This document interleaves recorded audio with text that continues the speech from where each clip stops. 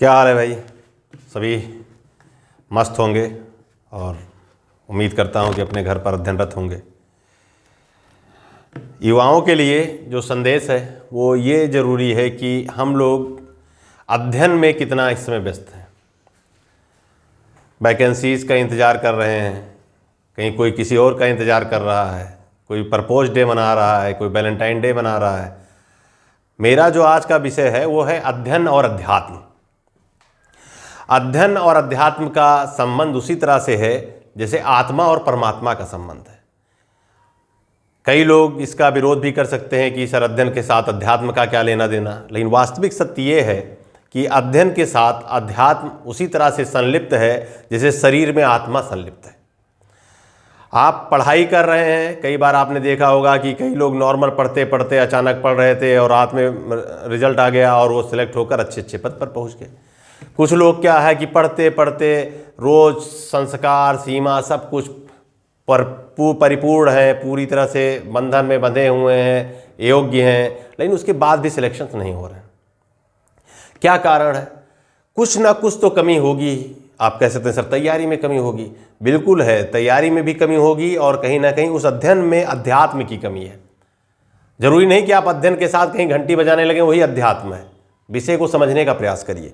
अध्ययन के में ही अध्यात्म शामिल है। आप अध्ययन कर रहे हैं तो आप जो भी पढ़ रहे हैं उसको अध्यात्म की तरह ही रखिए।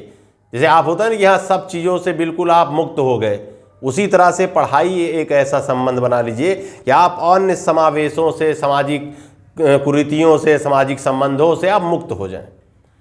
उसको अध्यात्म बना लीजिए। उस अध्ययन को जो आप पढ़ रहे हैं उसको आप अध्यात्म बना लीजिए। और बहुत आसान है, कुछ नहीं करना, आपको केवल अपने मस्तिष्क के 1% हिस्से को केवल उधर लगा देना है कि भाई हम कई बार पढ़ रहे हैं, सिलेक्ट नहीं हो रहे हैं, कहीं ना कहीं कोई कमी रह जा रही है। तो केवल एक कमी रह जा रही है महाराज लोग, अध्ययन में अध्यात्म समावेशित नहीं हो पा रहा है। अध्ययन में जिस दिन अध्यात्म समावेशित हो गया, सब समस्त शक्तियाँ, समस्त पृथ्वी लोक की शक्तियाँ, समस्त तीनों लोक की शक्तियाँ आपकी सफलता के लिए अग्रसर हो जाएंगी। उस अध्यात्म में आप किसी नज़र में ले सकते हैं कि सुबह ब्रह्म मुहूर्त में उठकर पूजा पाठ कर लें, कि 2 मिनट भगवान के आगे हाथ पैर जोड़ लें, या केवल अपने माता पिता का आशीर्वाद ले लें, या किसी का कुछ नहीं, भैया हम उठे और पढ़ने लगे, हमको उसी में अध्यात्म दिख रहा है। वही अध्यात्म है।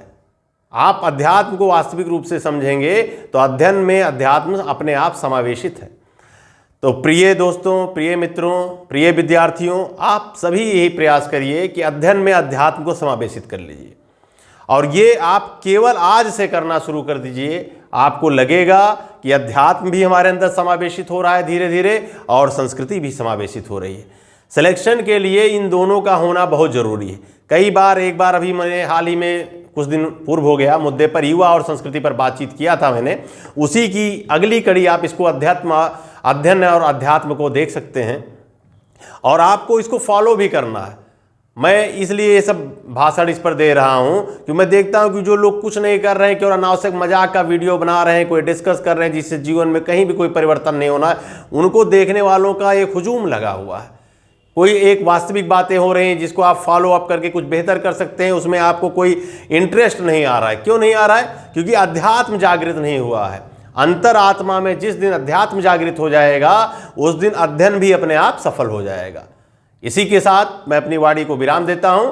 अध्ययन के साथ अध्यात्म को समावेशित करें। धन्यवाद।